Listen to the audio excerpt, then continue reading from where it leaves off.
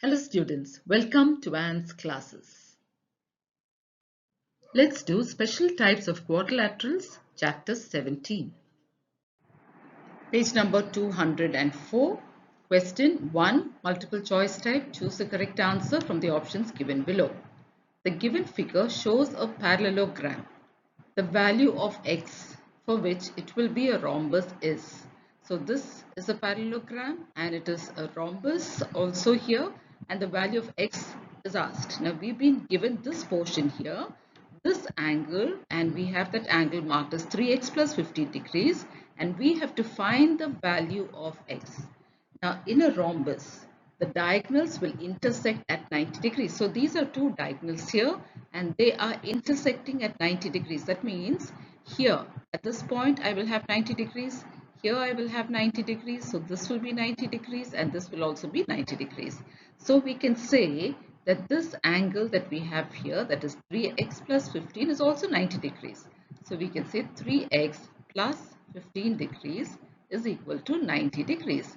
From this we can find the value of x.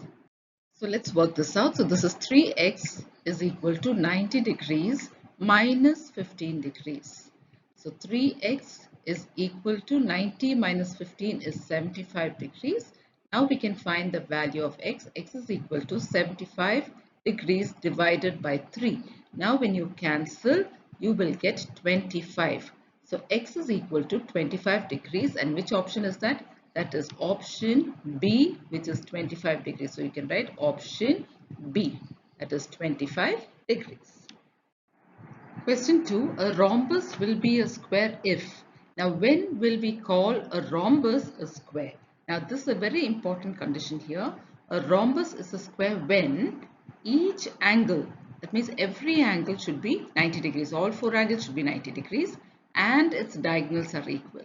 When both these conditions are satisfied, only then you can say that a rhombus will be a square.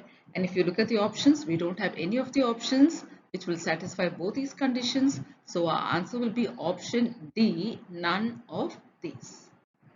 Question 3. The diagonals of a quadrilateral bisect each other at right angles. So the quadrilateral is now we have these four options: trapezium, square, rhombus and parallelogram. Now in all these, the diagonals will intersect each other. But here it says clearly they will bisect each other at right angles. In a trapezium, no, it does not bisect at right angles. In a square, yes, it bisects at right angles. In a rhombus, yes, it bisects at right angles. In a parallelogram, no, it bisects but not at right angles. So square and rhombus, it bisects at right angles. So when do we call such a quadrilateral? What do we call such a quadrilateral? A square or a rhombus? Now here there's only one condition mentioned: bisect each other at right angles only. Now for both these it bisects, but in a square the diagonals are also equal. So that condition, if that is also there, then we can call it a square. Now here it's only one condition, that is they bisect each other at right angles. So we can only choose option C, which is the rhombus. Question 4. In a parallelogram ABCD, angle A is equal to 3x plus 2 degrees and angle D is equal to 2x plus 3 degrees. The value of x we must find out. So this is a parallelogram ABCD and we have been given the values of angle A and angle D. So let's write it down. So this is angle A and that is 3x plus 2 degrees. So this is the value of angle A, and angle D is also given 2x plus 3 degrees. So now let's begin by saying ABCD is a parallelogram, and if this is a parallelogram, then AB and DC are parallel lines. Okay, so we're going to take a look at these two parallel lines, that is AB is parallel to DC. So let's write that AB is parallel to DC. So we'll consider AD to be a transversal. So these are two parallel lines and AD is the transversal that's cutting the two parallel lines. So let's write that. So AD is a transversal. So we know the properties of parallel lines cut by a transversal. So these are two parallel lines cut by this transversal. That means these two angles will be called co-interior angles. And what do we know about co-interior angles? They are supplementary. So we can write that, that is angle A plus angle D is equal to how much? 180 degrees. And what is the reason? Co-interior angles are supplementary.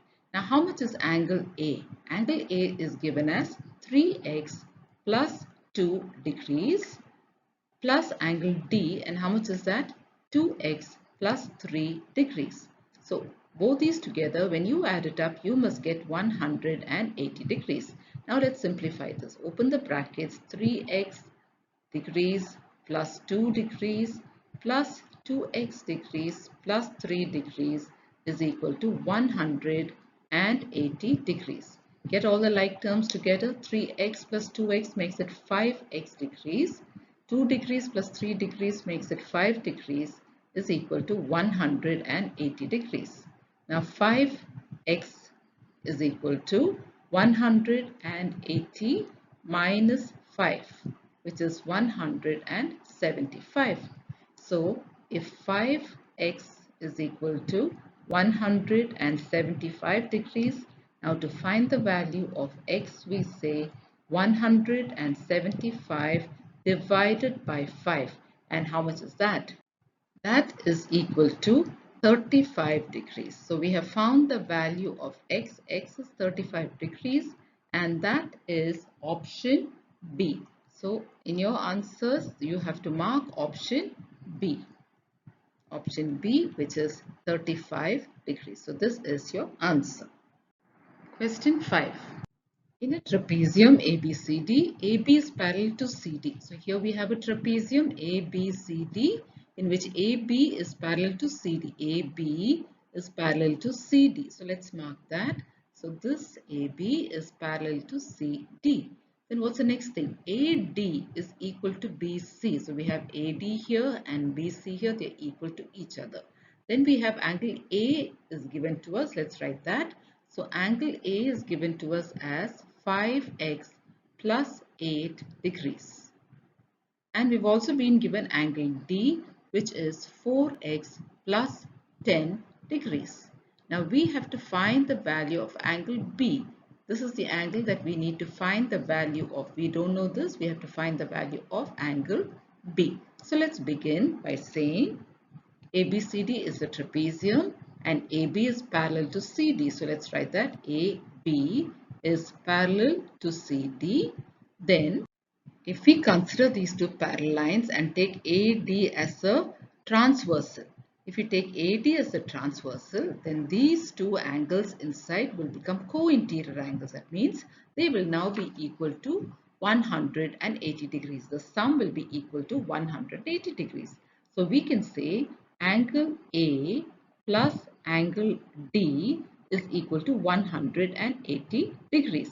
So how much is angle A? Angle A is given to us as 5x plus 8 degrees plus angle D is also given to us, which is 4x plus 10 degrees. So this is equal to 180 degrees. Now let's solve this. So this will be, once we open the brackets, it's going to be 5x plus 8. You can write the degrees also, 4x plus 10. All this is equal to 180 degrees. So now let's get the like terms. Let's take the 5x and the 4x. 5x plus 4x is 9x. Let's take the numbers now. 8 plus 10 is 18. So that is plus 18 is equal to 180. Now this also, now we can continue and write 9x is equal to 180 minus 18, and that is how much? 162. So 9x is equal to 162. So now we can find the value of x. X is equal to 162 divided by 9, and that is 18.